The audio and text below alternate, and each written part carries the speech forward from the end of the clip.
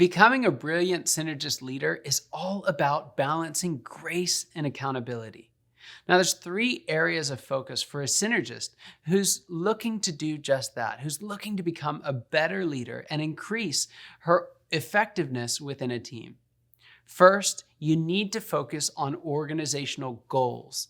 What synergists do better than anybody else is to provide focus, clarity, and alignment around organization-wide goals. These goals provide the necessary checks and balances for their natural people orientation. As a synergist, you need to use the organization's goals as a litmus test for your actions. If you're helping this person in that way, does it move the organization closer to accomplishing its goals, or is there a better way? Are you avoiding an issue because of grace? Maybe they just messed up and they've already learned their lesson. Or are you doing it because of fear? You don't want to threaten the harmony on the team.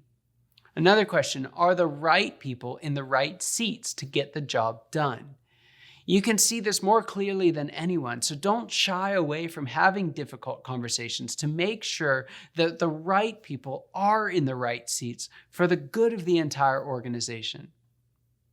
Make sure your own work from day to day is oriented toward making tangible progress toward the organization's goals. This focus on personal productivity actually enhances your enterprise ability by building a bridge to others, particularly the operators. The second principle is this: you need to push for better, not easier. I use this principle a lot when coaching synergists, especially those who are in a management position, because they want so badly for each of their team members to succeed, but they end up placing the happiness of others ahead of the productivity of the team. Synergist managers do this often by putting more on their own plate than they should, unnecessarily subsidizing the underperformance of a team member. And much to their dismay, this approach actually encourages non-performance. And it ends up with you as the synergist shouldering more and more of the work. Then, to make matters worse, once in a leadership setting, this focus on easier for your team can cause you to lobby for them and come across as siloed, weak, or lazy to the other leaders. Instead of pushing for easier, align productivity and happiness by focusing on making their work better and more productive. Creating additional productivity through highly engaged employees is a win for everyone, including you as the synergist.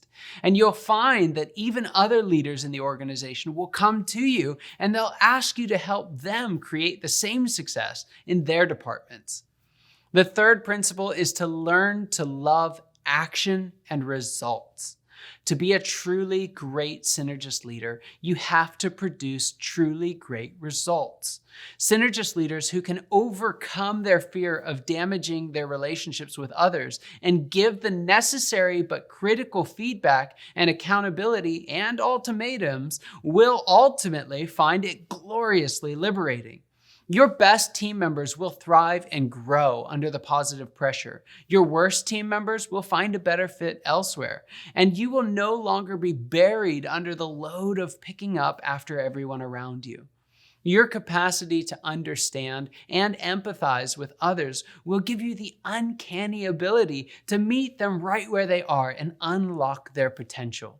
Your ability to encourage and exhort and motivate your team, even in the midst of incredibly difficult and challenging circumstances, is unparalleled. So learning to love action will allow you to test your beliefs in the real world with real data and keeping what works and tossing what doesn't. You'll also enjoy greater recognition for your work. You'll see greater propagation of your ideas and beliefs throughout the organization.